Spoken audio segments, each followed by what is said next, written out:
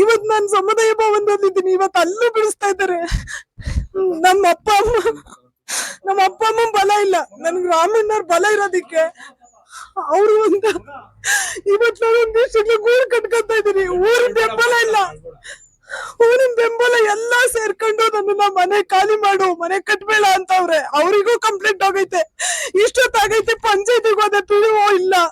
PDO ಇಲ್ಲದೆ ಇರೋದಕ್ಕೋಸ್ಕರ ಅಲ್ಲಿಂದ ಇಲ್ಲಿ ಬರ್ತಾರೆ ಅಂತ ವಿಷಯ ಗೊತ್ತಾಗ ನಾನ್ ಬಂದೆ. ಇವತ್ ಅವ್ರಿಂದ ನಾನ್ ನೆಳ್ಳಲ್ಲಿರ್ತೀನಿ. ಸ್ವಾಮಿ ಮುಂದೆ ಹೇಳ್ತಾ ಇದ್ದೀನಿ, ಅವ್ರ ಫೋಟೋ ಇಟ್ಕೊಂಡು ನಾನ್ ಪೂಜೆ ಮಾಡ್ಬೇಕು ಅಂತ ಇದ್ದೀನಿ. ನನ್ನಂತರ ಎಷ್ಟೋ ಜನ ಇರ್ಬೋದು, ಆದ್ರೆ ನನ್ನಂತವ್ರಿಗೆ ಅಮಾಯಕಳು. ಯಾಕೆಂದ್ರೆ ನಾನು ನನ್ ಗಂಡ ಅಂತ ಎಷ್ಟು ಜನ ಇದ್ರು ಮಾತಾಡೋ ಅಂತ ಸ್ಥಿತಿಲಿ ಇಲ್ಲ. ಮಾತಾಡ್ತಾರೆ, ಬಟ್ ಆದ್ರೆ ಅವ್ರಿಗೆ ಜನ ಮುಂದೆ ಮಾತಾಡ್ಬೇಕು ಅಂತ ಇಲ್ಲ. ಆದ್ರೆ ನನ್ನಂತವಳಿಗೆ ಗುರ್ತಿಸಿ, ನನ್ನ ಅಣ್ಣ ತಮ್ಮಂದ್ರು ಇರ್ಬೋದು, ನನ್ಗಿವತ್ತು ಅವರೇ ನನ್ಗೆ ಅಪ್ಪನ್ ಸಮಾನ. ನನ್ಗೆ ಅಪ್ಪ ಅಂತಾನೆ ನಾನ್ ಕರಿತೀನಿ. ಯಾಕೆಂತಂದ್ರೆ ನನ್ನಂತವಳಿಗೆ ಇವತ್ತು 10,000 ಕೊಡೋದಕ್ಕೆ ಬೇಡ, 50 ರೂಪಾಯಿ ಕೊಟ್ಟರು ಲೆಕ್ಕ ಹೇಳ್ತಾರೆ. ಇವ್ರು 500 ಇಟ್ಕೆ ಹೇಳಿದ್ರು. ನನ್ಗೆ ಏನು ಇಲ್ಲ ಅಣ್ಣ, ನನಗ್ ಬೇಕೇ ಬೇಕು ಅಂದಿದ್ 1,000 ಇಟ್ಕೆ, ಎಂಸೆಂಡು ಮತ್ತೆ ಸಿಮೆಂಟ್ ಇವೆಲ್ಲ ಕೊಡಿಸ್ತೀನಿ ಅಂದ್ರು. ಇಲ್ಲ ಅಣ್ಣ, ನಂಗೆ ಅಷ್ಟು ಸಾಕಾಗಲ್ಲ, ಇನ್ನೂ ಬೇಕಾಗುತ್ತೆ ನೋಡ್ರಿ ಅಂತ. ಅದಕ್ಕೆ ನನ್ ಕೈಲಾಗಿದ್ ನಾನು ಆಮೇಲೆ ಮಾಡ್ತೀನಿ ಅಂತ ಹೇಳಿದ್ದಾರೆ, ಭರವಸೆ ಕೊಟ್ಟಿದ್ದಾರೆ. ಆತರ ಭರವಸೆ ಯಾರು ಕೊಡಲ್ಲ. ಮೆಂಬರ್ ಆಗ್ಲಿ, ರಾಜಕಾರಣಿಲಿ ಒಬ್ರು MLA ಇವಾಗ ಅವ್ರ ಮೇಲೆ ಕಂಪ್ಲೇಂಟ್ ಹೇಳ್ತೀನಿ ಅಂತಲ್ಲ.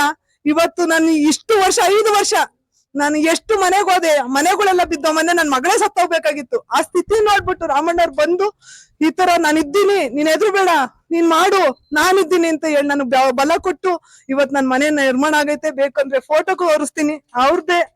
ಇವತ್ ನಾನು ಹೇಳ್ತಾ ಇದ್ದೀನಿ, ಅದಕ್ಕೆಲ್ಲ ಅಡಚಣೆ ಮಾಡ್ತಾ ಇದ್ದಾರೆ ಊರ್ನವ್ರು. ಅದಕ್ಕೇನಾದ್ರೂ ಒಂದು ನನಗ್ ಹೌದು, ಆ ರಾಜಕೀಯ ಪಿತೂರಿನೇ ಸರ್ ಹೇಳ್ತಾ ಇದ್ದೀನಿ. ಎಷ್ಟು ರಾತ್ರಿ ಕೂಡ ನಾನು ಬಂದಾಗ 11 ಗಂಟೆ ಪೊಲೀಸ್ ಸ್ಟೇಷನ್ ಇಂದ ಬಂದಿದ್ದೀನಿ. ಇವತ್ತು ಕಂಪ್ಲೇಂಟ್ ಆದ್ರೂ ಪರವಾಗಿಲ್ಲ, ನಾನು ರಾಮಣ್ಣವ್ರ ಕಡೆಯಿಂದಾನೇ ನಾನು ಅದನ್ನ ತೀರ್ಮಾನ ತಗೊಬೇಕು. ಅವ್ರ ಏನ್ ಹೇಳ್ತಾರೋ ಅದ್ರಂತೆ ನಾನು ಹೋಗ್ತೀನಿ. ಕಟ್ಬೇಡ ಅಂದ್ರೆ ನಾನು ಕಟ್ಟೋದೇ ಇಲ್ಲ, ಕಟ್ಟು ನಾನು ಇದ್ದೀನಿ ಅಂದ್ರೆ ನಾನು ಕಟ್ಕೊಂಡು ಹೋಗ್ತೀನಿ.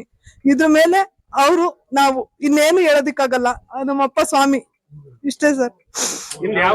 ನಮ್ಮ ದಾಸನಹಳ್ಳಿ ಸರ್.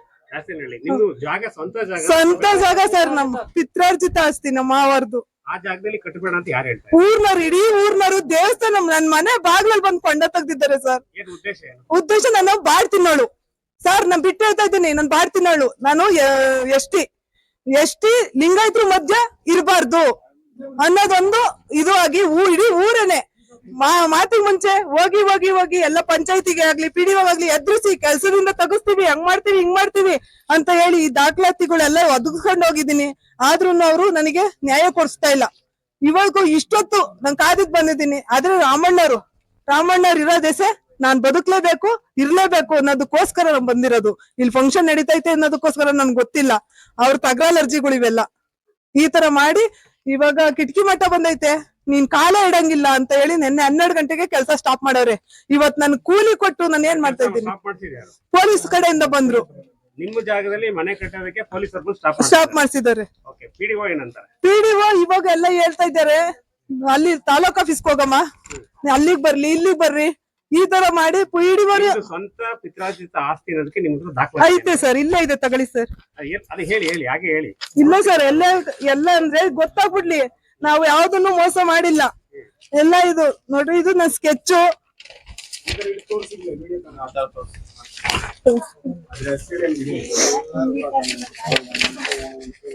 ಇವೆಲ್ಲ ನನಗೆ ಪಂಚಾಯತಿ ಕಡೆಯಿಂದ ಬಂದಿರೋದು ನೋಟಿಸ್ಗಳು ಸರ್. ಒಂದೇ ತಿಂಗಳಲ್ಲಿ 4-5 ನೋಟಿಸ್ ಕಳ್ಸಿದ್ದಾರೆ. ನನ್ ಕೆಲ್ಸನೇ ಮಾಡಿಲ್ಲ. ನೋಡ್ರಿ, ಇದು ನಂದು ಆಸ್ತಿ. ಇದು ಮೈಸೂರು ಮಹಾರಾಜರ ಕಾಲದಲ್ಲಿ ಕೊಂಡಿರೋ ಆಸ್ತಿ. ಇದು ನಾನು ಯಾವ್ದೇ ಕಾರಣಕ್ಕೂ ನಾವು ಫೇಕ್ ಮಾಡಿಲ್ಲ. ಅದನ್ನ ನೋಡ್ಬಿಟ್ಟು ರಾಮಣ್ಣವರು ನಮಗೆ ಇಲ್ಲ, ನೀನ್ ಸಮುದಾಯ ಭವನದಾಗಿದ್ಯಾ ಮಾಡ್ಕೊಳಮ್ಮ ಅಂತ ಹೇಳಿದ್ಮೇಲೆ ನಾನು ಪಾಯ ಹಾಕೋ ಸ್ಥಿತಿಲೂ ಇರ್ಲಿಲ್ಲ ಸರ್. ನಾವು ಮಳಕುಂಟೆ ಪಂಚಾಯತಿ ಬರ್ತೀವಿ. ಮಳಕುಂಟೆ ಗ್ರಾಮ ಪಂಚಾಯತಿ ಖಾತೆ ಆಗಿದ್ಯಾ? ಖಾತೆ ನಮ್ಗೇನು ಮಾಡ್ಕೊಟ್ಟಿಲ್ಲ ಸರ್. ನಮ್ಗೇನು ಅಂದ್ರೆ ಏನಿಲ್ಲ, ಪರ್ಮಿಷನ್ ಇಲ್ಲ, ಪರ್ಮಿಷನ್ ಕೊಡಿಸ್ತಾ ಇಲ್ಲ. ಈಗ ನೀವು ಜಾಗ ಖರೀದಿ ಮಾಡಿದಿರಲ್ಲ, ಆಗ ಖರೀದಿ ಮಾಡಿದ್ರಲ್ಲ, ಆ ಖರೀದಿ ಮಾಡಿದಾಗ ಆ ಗ್ರಾಮ ಠಾಣ ಅಂತ ಖರೀದಿ ಆಗಿದೆ. ಗ್ರಾಮ ಠಾಣ ಅಂತ ಆಗಿದೆ ಸರ್. ಗ್ರಾಮ ಠಾಣ ಅಂತ ಆಗಿದೆ, ಅದೇ ಖಾತೆ ಮಾಡ್ತಿಲ್ಲ. ಇದೊಂದು ಸರ್, ನನಗೆ ಇದೊಂದಕ್ಕೆ ನ್ಯಾಯ ಕೊಡ್ಸ್ಕೊಡಿ. ಶೈಲಜಾ ಅಂತ ಸರ್. ಯಾವ ಊರು? ದಾಸನಹಳ್ಳಿ. ನೀವು ಆ ಊರಿಗೆ ಬಂದಾಗ್ಲಿಂದ ಆ ಜಾಗದಲ್ಲಿ ವಾಸ ಇದ್ದೀವಿ ಸರ್. 4 ವರ್ಷ ಆಯ್ತು ಸರ್ ಮನೆ ಬಿದ್ದೋಗಿ. ಮಳೆ ಜಾಸ್ತಿ ಬಂತಲ್ಲ, ಅವಾಗ ಮಳೆಗೆ ಮನೆ ಬಿದ್ದೋಯ್ತು. ಅದು ಪರಿಹಾರನೂ ಕೂಡ ಕೊಡಿಸಿಲ್ಲ ಸರ್ ಗೆದ್ದಿರೋ ಮೆಂಬರ್ಗಳು.